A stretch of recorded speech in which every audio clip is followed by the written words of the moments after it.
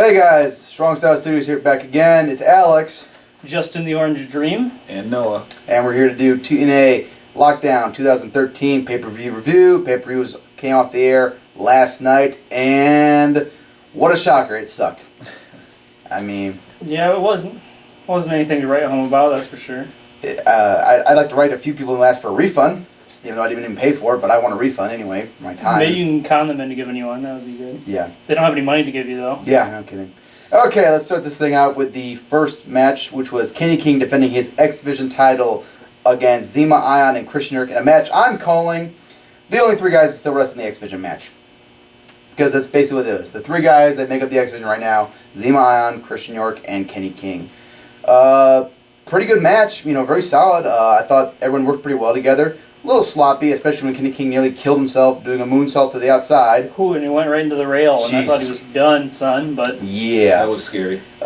Christian York looked good. Zemi, I'm actually really impressed with Zemi. I thought he looked... I thought he was the best of the match. Yeah, best of the match, yeah. He's improved a shitload, man, and thank God, man.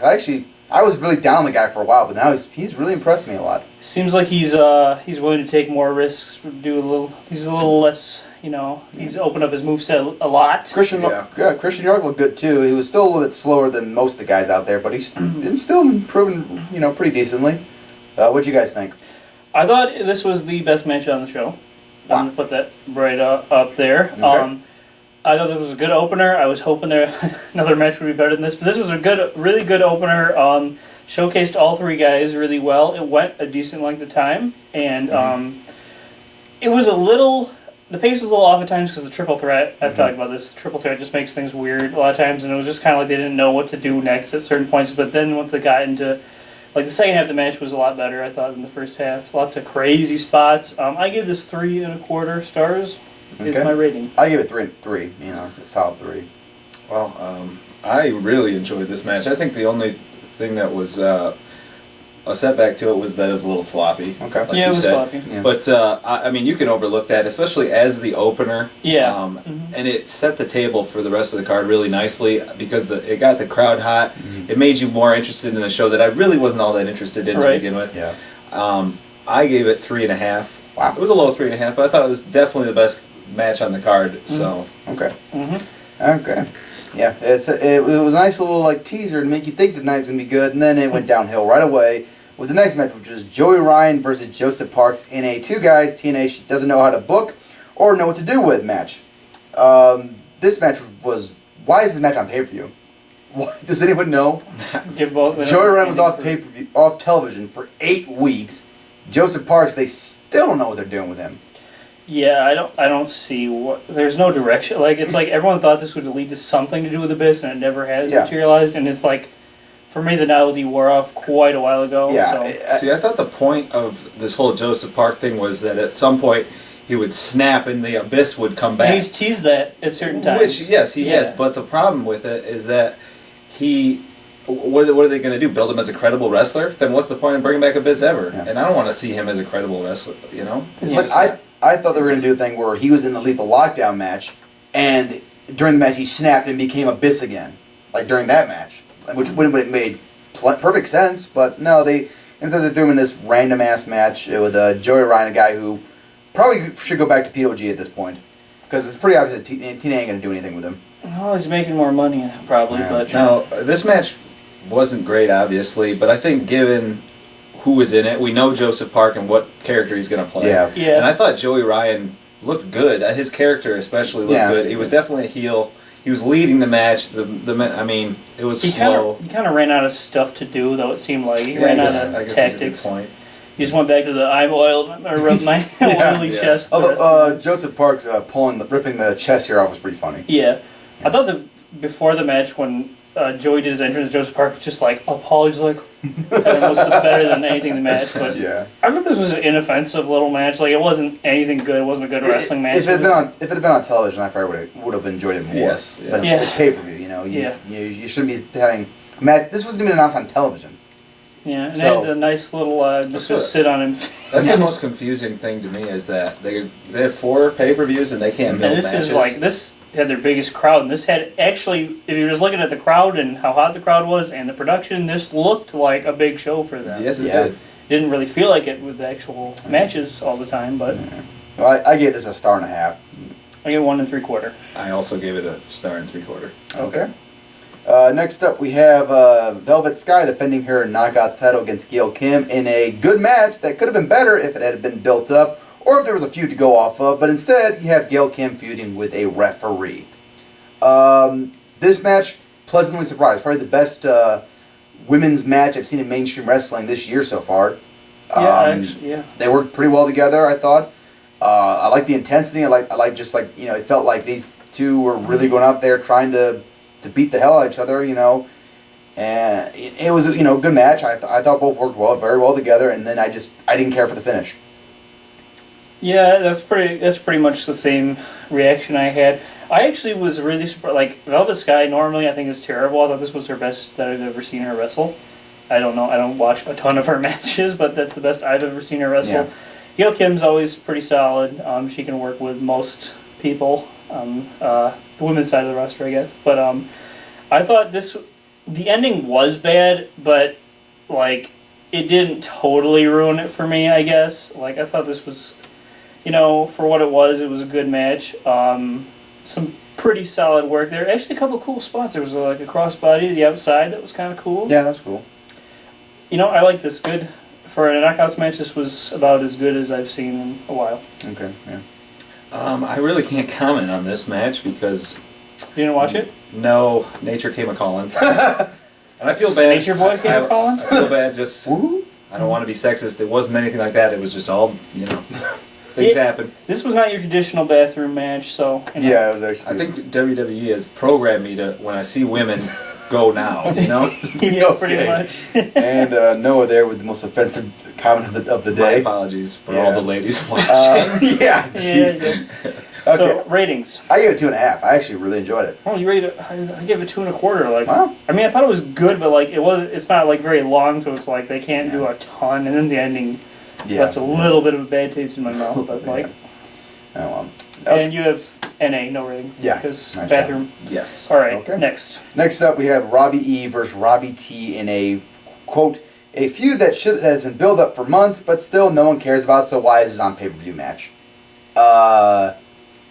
This match, I knew going in this match was going to be horrible or like just not worth my time to watch, and lo and behold, it was. You know, I was bored watching this match. I had nothing good to say about this match. Well, I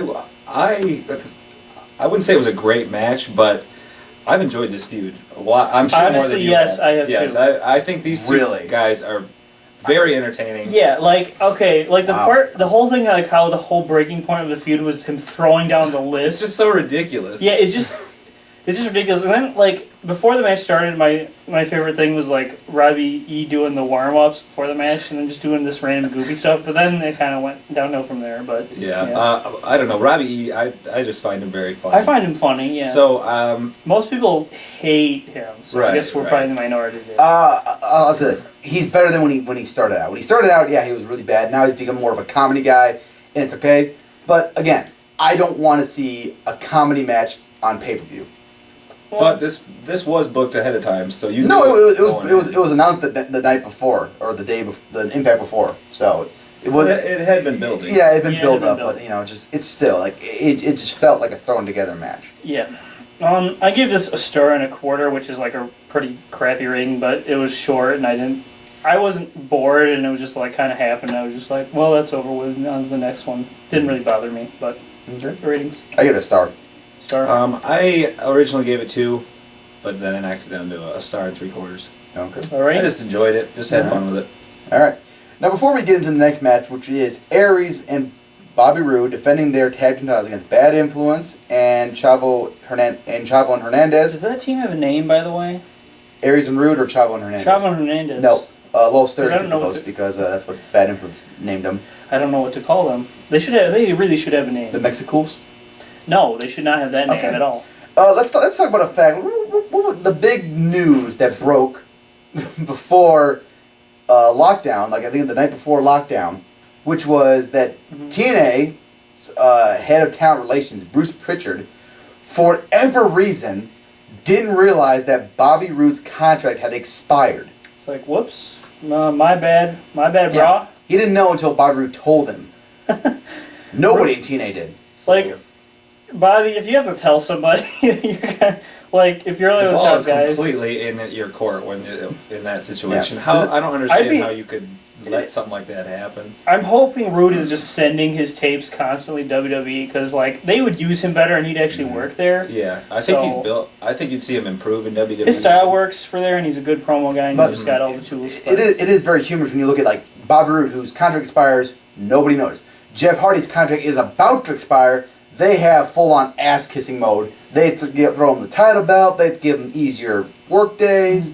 More money. Yeah, more money. Everything. Bobby Roode, a founding guy in TNA almost, worked his ass off, carried 2012 basically on his back.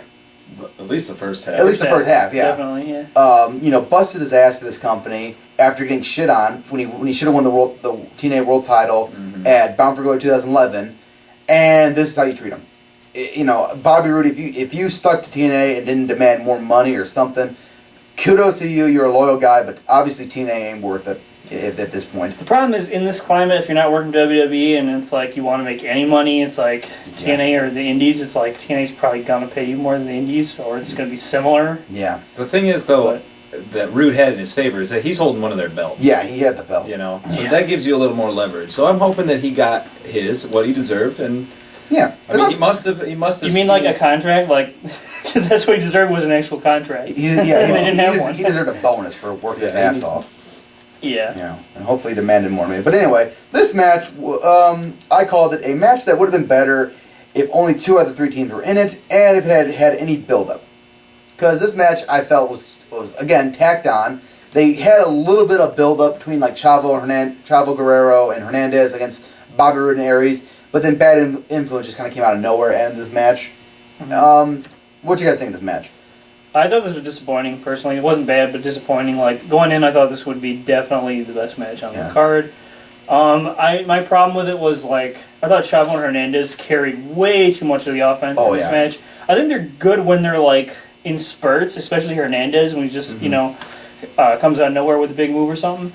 But, like, this match felt way about them. Like, Aries and Roode didn't seem to be in it, like, that much at all. They were not in it for, like, the first, I think for like the first 7-8 minutes, they were not in the match at all. That's the team I wanted to see the most. Yeah, exactly. I mean, Bad Influence is great. I guess they're your tag team champions. It seems like you would want to showcase them. No kidding. I guess Bobby Roode's new contract, he said he doesn't have to wrestle that much or something. Well, yeah, I don't know. I don't know. But I also thought the finish was really flat and like just wasn't that spectacular. I thought building up to the finish was good. And then like the blind tag out of nowhere, especially because no one was tagging in for a while, and then all of a sudden, oh wait, tags now count.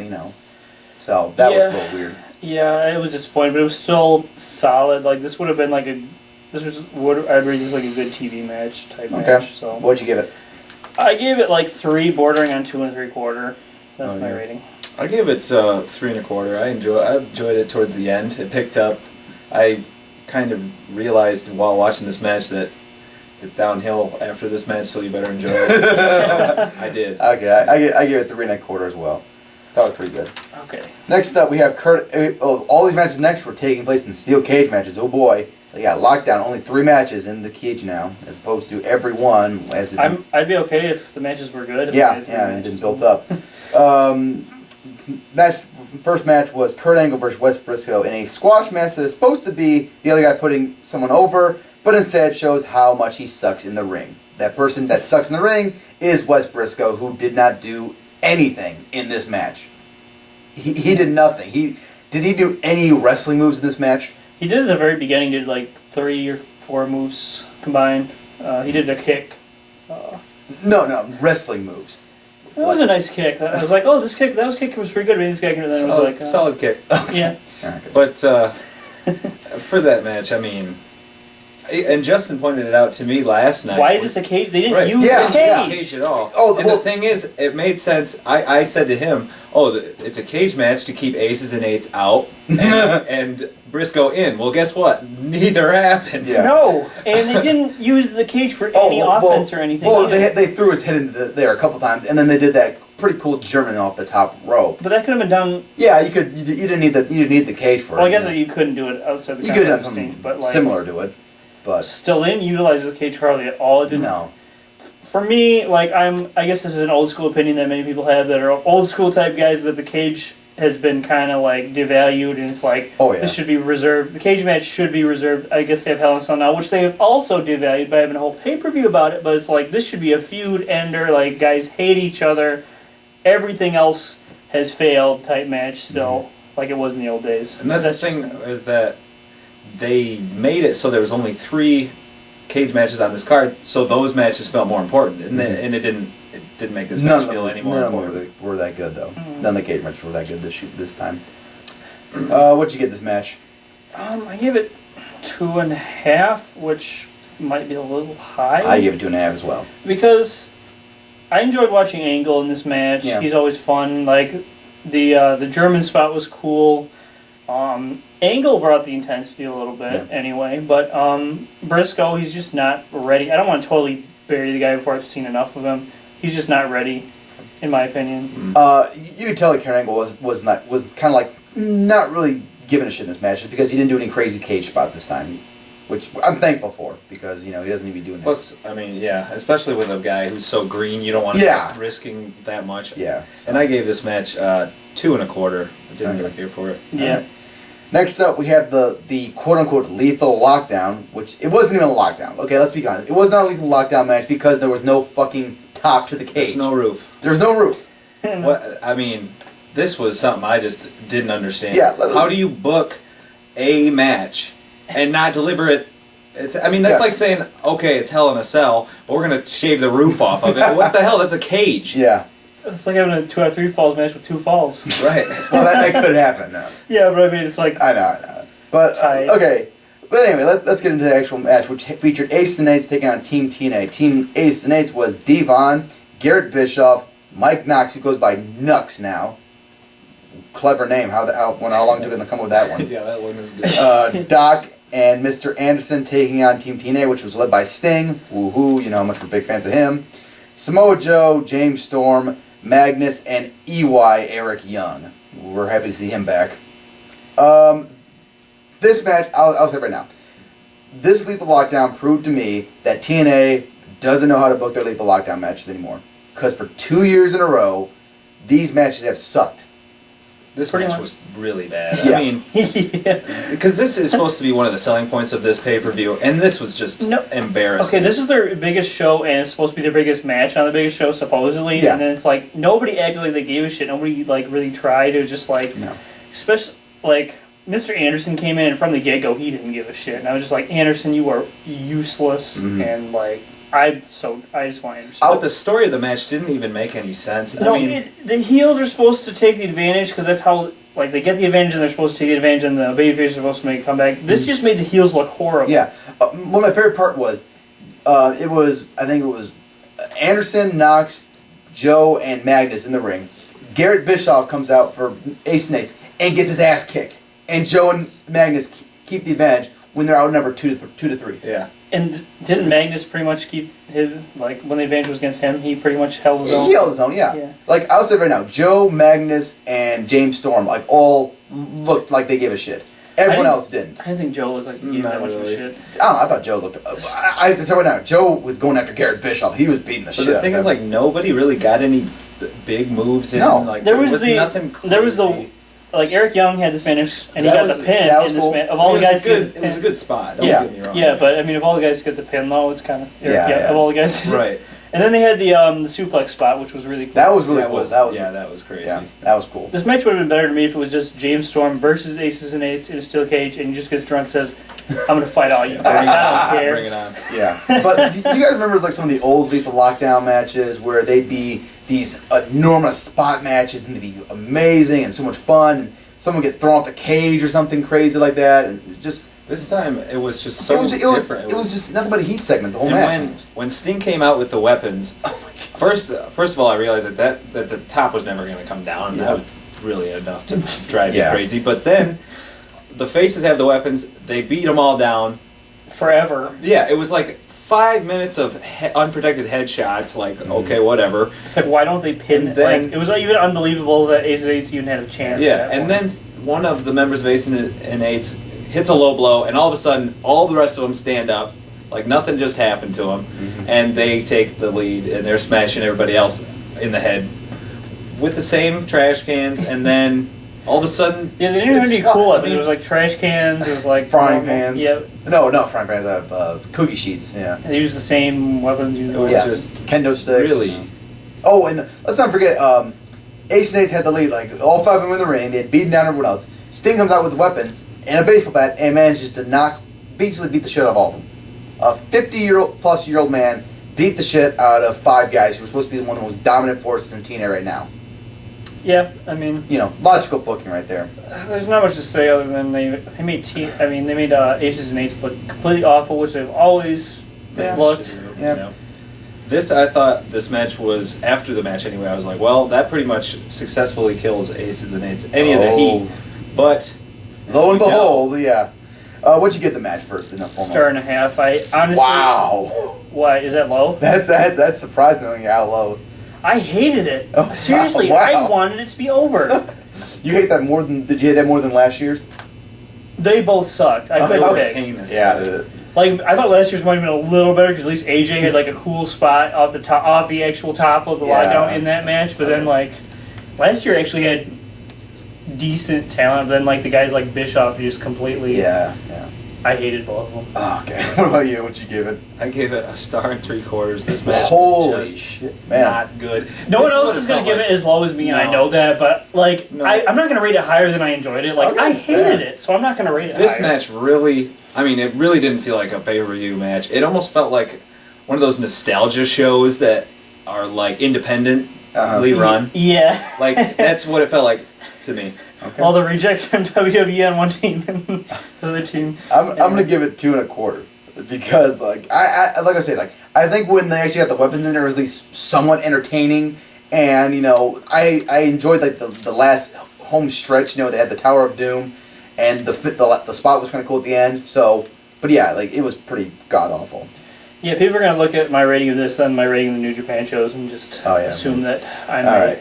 Let's talk about fanboy. now. Let's get through the cream of the crop, the main event. Jeff Hardy defending his TNA World Title against Bully Ray, and what I'm calling a match that featured that's build-up consisted of more ass-to-mouth kissing than Human Centipede, vomit-inducing Hulk Hogan segments starring Brooke Hogan, and more shitty Ace and Eight involvements, and a heel turn that everyone saw coming after a face turn that shouldn't have happened. And a big reveal that should have happened 6 months ago. Wow, that's a mouthful. That is a Pretty mouthful. biased. Pretty biased there, buddy. I'll have a whole rant about this, but let's talk about the match first and foremost. Mhm. What'd you think of the match? I thought the work was solid. Yeah. I don't know, these guys, it seems like they could have a really good match if the booking didn't completely derail it. I mean, Yeah. I didn't get why Hardy was trying to escape the cage though as the No. face. Yeah, that was that kind of made no dumb. sense. Then especially when the Aces and Eights comes in, they throw him out. They're like, "All right, we're gonna both stay in the cage now and fight." It's like, okay, Yeah, I did enjoy the fact that they had Wes Brisco and Garrett Bishop come out for no fucking reason, pretty much. toss yeah. him out just to bury him more, I guess, and then it's like, okay, let's get back to the match now. When things like that happen, it's hard for me to care about what happens Yeah, after no. that. Mm-hmm. It's like they got back into it a little bit, Yeah. and it was a good match. The powerbomb off the top rope, I'd say that was pretty. That was cool. Crazy. Yeah. That was crazy. Apparently, Hardy got a concussion from that, which I don't find hard to believe at all, because that had to hurt like hell. You got to remember back when he was in WWE and he was doing power bombs like that. Mhm. He was doing them through tables. Yeah, that no was just a straight. God. That had to hurt like hell. that bounce he took was nasty. Man, Bully Yeah. Ray's probably not walking right today either. Probably From not. landing That on was his brutal. ass. God, Yeah. but yeah, the action was going along nice enough. Yeah, you're good. What you'd expect out of Yeah. Hardy these days. Yeah, and Yeah. and Bully Ray was doing pretty good, I thought. The actual wrestling was about where I expected it to be. I'll Yeah, say. it was it was semi good. I think if they actually had like a pretty good heat build to the finish, it would have been even better. This was a lot better than the match they had for the Bound for Glory. Yeah, finals. that match was just nothing but finishers. Yeah. This match at least had something going. Mm. But then we get to the finish of the match, which featured first and foremost Hulk Hogan and his daughter had to come out and cheer on Bully Ray, and then Ace and Ace swarmed the cage. Again, Ace and Eight's the most hated group in TNA. Nobody in the roster ever comes out to help out. Does nobody have an explanation for why teenage Ross locker room isn't fucking empty every time those guys show up? They probably went home. Okay. So anyway, they get in the ring, and it looks like it's going to be a big showdown between Ace Snake, Jeff Hardy, and Bully Ray. And Bully Ray's hand in hand from Devon. It took forever to get it out of his Yeah, pants. he's like, oh, wait. It's like, why is he pulling out his pants? And please stop. And Yeah. It's like, oh, okay, he's actually got something there. Yeah, and so hands him a hammer, knocks out Jeff Hardy, big Dudley Boy hug, and 1, 2, 3. Bully Ray is your new TNA World Champion. Yeah. The one thing I'll say that I thought was cool about this was people like. I guess it's not cool to throw stuff in the ring, but I think it's kind of cool, like old school, like throwing stuff in the ring. It's like the crowd's reaction to it was really good. I'm about to break your heart though. TNA had planted fans in the crowd to start throwing bottles, and then the crowd just joined in. Okay, but I would say okay, but like I feel like I feel like you're a little biased on a lot of this stuff because I didn't think it was that terrible of an angle. I mean, when you look back and you finally see what they were doing with Aces and Eights, you finally come out and say, "This is what we've been building towards." Right, but it took way too long. That's the thing. This would have been good if it was done a long time ago. Yes, exactly. I thought it was well done, but man, you took so long to get there. I just stopped caring all the way. Because like I do agree, like everything that took place after Bound for Glory, like Bully Ray being involved in the match to get Ace and Eights in the locker room, that made sense. Getting close to Hogan, marrying his daughter, getting close, getting the title shot, all made sense. Everything made sense. The thing is, you could have done it back at Bound for Glory. Bound for Glory could have been when Bully Ray was revealed to be the leader of Ace and Eight. You could have, you wasted our time for 6 months. Yeah, that's what I have a problem with. Yeah, But I thought as a segment, I thought it was pretty well done. The crowd did react the way that TNA really wanted them to, and overall, I mean, I think if Aces and Eights was going to go anywhere after losing the lockdown match, this was the only thing that could have saved it. And I think it did successfully save the group. I will say right now, it doesn't make him look that much better. No. It's basically like I heard some guy online say it's like the Foot Clan from Ninja Turtles, and Bully Ray's now Super Shredder. So it's like, okay, this is now cool. Super Shredder sucked. He killed himself. Okay, whatever. You know what I'm saying? And like, like regular Shredder. Bully Ray's heel promo after he won the belt was like, I'm like, okay, thank God Bully Ray's back to normal now, and I actually find him entertaining again. And I just point out that I already know who Super Shredder is, and I watched that movie. And I did too, man. It was Kevin Nash, wasn't it? Yeah, it was. Okay, let's get back on topic. But yeah, I did like that. Like he's yelling at Hogan. I used you and I screwed you. Yeah. Right? That was funny. And Bully as a heel is so much more entertaining. So much fun. At least I know that I don't have to see any more of those segments like what happened on Impact. Oh my God. Well, that's the thing. The timing just ruined it because like everything made sense to me. Like the whole thing about like the thing with him and Hogan and Brooke was incredibly stupid and poorly done. Mm-hmm. But it's like it made sense that he's insinuating himself with Hogan to get this match, and their ultimate goal is to win the title. Yeah. But it's like it took you like a year to win the title. That's your ultimate goal. Like I said, it should have happened at Bound for Glory. Yeah. If it had happened at Bound for Glory, I probably wouldn't have had any complaints. Like because like I said, back at Bound for Glory, like when Jeff Hardy won the match, I said Bully Ray should have won, gone to Bound for Glory, reveal he's the leader of Aces and Eights. I said that. And lo and behold, they did the same fucking thing, but they wasted their goddamn time. Yeah. But they had to make sure Jeff Hardy's contract didn't expire. So. But at least we don't have Eric Bischoff or Jeff Jarrett. Yeah, I will say that, yes. Thank God that it was not Jeff Jarrett in charge. I was praying for Jarrett because I thought it was going to be Bischoff. Or maybe Hogan even. Yeah, so as far as guys who could have been the leader of Ace and Eight, Bully Ray's the best choice, Well, Scott Steiner would have been the best choice. Steiner, yes. Scott Steiner. But also, let's not forget this match did one other very important thing, is get the belt off Jeff Hardy. Yes, thank God, yes. Yeah, I mean... I've been against Jeff Hardy as champion from the get-go, and we don't have to see any more of that shitty belt he carries around for no fucking reason. He carries around 2 goddamn belts. No sense. He carries around on his rolling luggage. So I'm thankful Jeff Hardy's the belt's off Jeff Hardy. It's on Bully Ray. This is a very good move for Alex's blood pressure. Yes. It'll make me watch TNA a little bit more, next... I wonder if we're going to get the Jeff Hardy inner monologue back. I hope so, because that was actually fun. I don't think so. After Aries made fun of it, I don't think so. I hope so. But overall, what'd you guys give this this was show? very... we forgot to rate the match. Oh, God. I give this 2 3/4. Like, it was good, and the segment was...